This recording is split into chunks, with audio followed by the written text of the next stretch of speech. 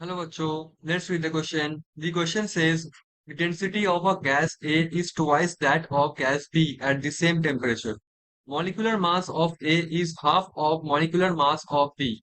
The ratio of partial pressure of gases A and B is option A 1 by 4, option B 1 by 2, option C 4 by 1, option D 2 by 1.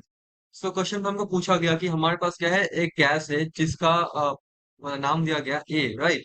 Sorry, density density of a gas, या density of a gas A जो है वो क्या है, twice, मतलब दो गुना है B gas से।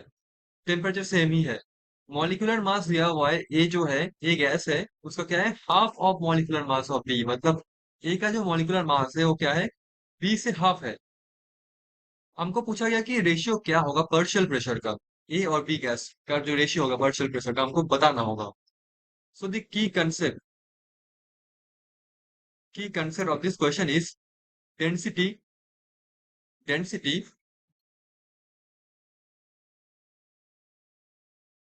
Density of gas.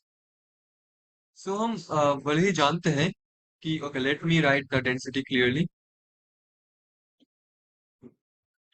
Density, so हम भले ही जानते हैं हमारा जो गैस का डेंसिटी होता है कैसे होता है, मतलब जो फॉर्मूला होता है वो आता है फ्रॉम आइडियल गैस इक्वेशन से। लेट अस कंसीडर जो हमारे पास गैस है, यहाँ पे ए और बी सब आइडियली बिहेव कर रहा है। तो हम जानते हैं जो P V equals to n R T होता है। इनमें पी क्या है, प्रेशर है, वी है वॉल्यूम, एन है नंबर ऑफ मोल्स, आर है यूनिवर्सल गैस कांस्टेंट, टी है टेम्परेचर। तो जो हमारे पास नंबर ऑफ मोल्स है, मैं इसको ऐसे लिख सकता हूँ, small M by capital M, R T. Small M क्या है, गिवन मास, और कैपिटल एम है मॉलिक्यूलर मास।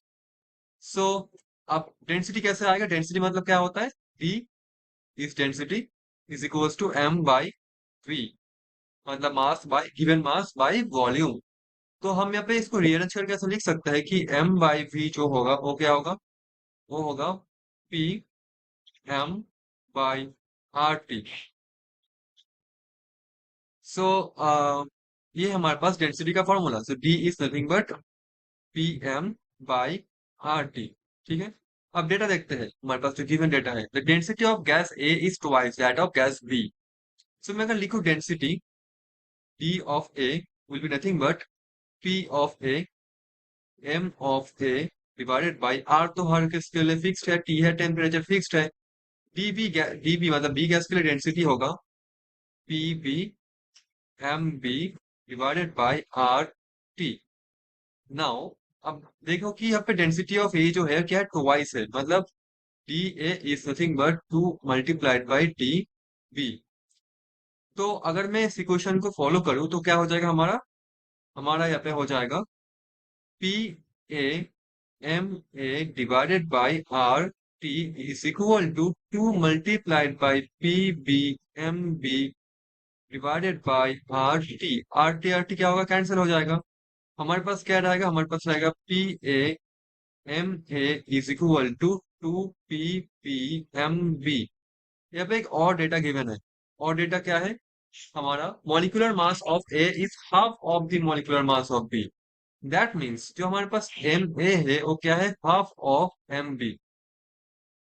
सो एम बी क्या है, तो फिर एम बी हमारे पास हो जाएगा two multiplied by M A. So मैं इसको ऐसे लिख सकता हूँ,